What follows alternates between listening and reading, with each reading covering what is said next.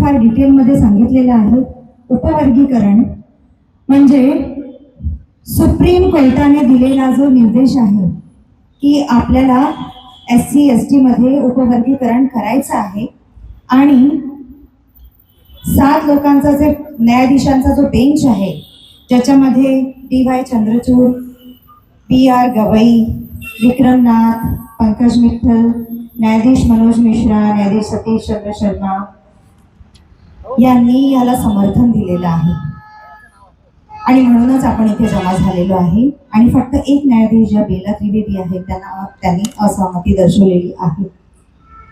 इथे जे आता क्रांतिकारी युवा इथे येऊन गेलेले आहेत त्यांनी खूपच चांगल्या गोष्टीवरती प्रकाश घातलेला आहे आणि ह्या उपवर्गीकरणाला कसं काय आपण म्हणजे होऊ द्यायचं नाही आहे.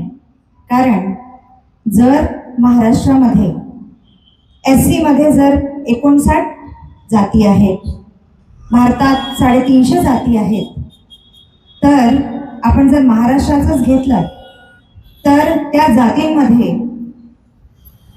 13% आरक्षण हे विभागलं जाईल, ज्याच्यामध्ये सर्वात जास्त SC समाजातील ज्याही जातींना फायदा मिळालेला आहे त्या जातींना 13% मधले काही प्रतिशत, फॉर एक्झाम्पल 5 जातींना जर त्यांनी जास्त फायदा घेतलेला आहे तर सपोज 3% त्यांना मिळेल.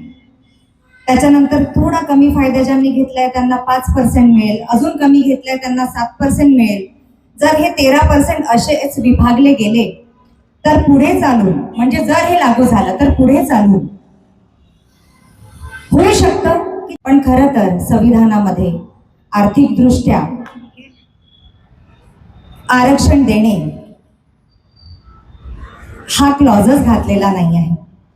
तर ह्या BJP सरकारने, ह्या मोदी सरकारने मुद्दाम ही गोष्ट आणलेली आहे की कसं तरी ही जे SC वर्ग आहे हे कोणाला झुकत नाहीये, कोणाला मानत नाहीये. आम्ही ज्या ज्या गोष्टी घेऊन येतो त्या गोष्टी सगळेच जण मानत जातात. तर आपण ह्यांनाच कसं कमजोर करायचं, ह्या माध्यमातून कमजोर करणे. आरक्षण तर काढू शकत नाही, कारण आरक्षण हे त्यांचं एक मत मिळण्याचं साधन पण आहे. तर त्याला कमजोरच कसं करायचं, ते ह्या माध्यमातून कमजोर करायचं. म्हणजे हळूहळू लोकांना आरक्षण मिळणारच नाही. हळूहळू ते आरक्षण कसं काही संपुष्टात येणार ते आपल्याला कळणार सुद्धा नाही. ह्याचे कट कारस्थान आहे. हे जे हाफ चड्डीवाले आहेत यांचा तो पूर्ण सपोर्ट, ह्यांची ती विचारधारा इथे आलेली आहे. आणि ही विचारधारा, कारण हे जे SC समाज आहे ना, हा जो महार समाज आहे ना, हा जुमानतच नाही कोणाला. अभ्यास करतो, पुढे येतो, प्रश्न विचारतो आणि प्रश्न विचारण्याची ताकदच त्यांना हिरावून घ्यायची आहे. समाजाची प्रश्न करण्याची, ह्या देशाची प्रश्न करण्याची ताकदच त्यांना हिरावून घ्यायची आहे. तर हळूहळू ह्या पद्धतीने त्यांना कसं काय कमजोर करता येईल, ह्या माध्यमातून ते करण्याचं कटकारस्थान या मोदी सरकारने केलेलं आहे. ह्या पद्धतीचे भरपूर असे कटकारस्थान त्यांनी केलेले आहे, ज्याच्यावरती आपल्याला खूप विचार करायची गरज आहे. आणि आपला जो समाज आहे, जो सुशिक्षित समाज आहे, तो याच्यावर विचार करतोय, वारंवार प्रश्न विचारतो आहे. अँटी नॅशनलिस्ट म्हणून त्यांना जेलमध्ये टाकत आहे, तरी पण तो मागे गेलेला नाही आहे.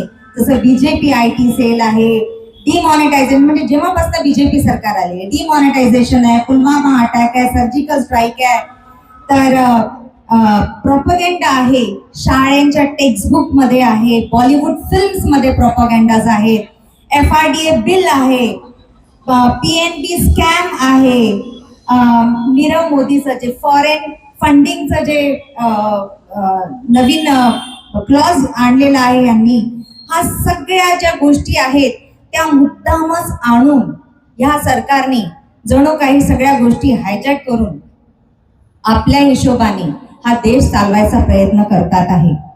याच्यामध्ये कित्येक गोष्टी ज्या आहेत, मोदी सरकार येण्यापूर्वी मोदी सरकार व BJP मोदी सरकार आल्यानंतर ह्या फील्ड्सचा अभ्यास पण करायची गरज आहे की जॉब्स, म्हणजे ज्या ज्या प्रॉमिसेस त्यांनी केलेले आहेत, जॉब्स कुठे आहेत. म्हणजे 2009 मध्ये जेव्हा 14 लाख वॅकेशन्स येतात आणि 2015 मध्ये 1 लाख.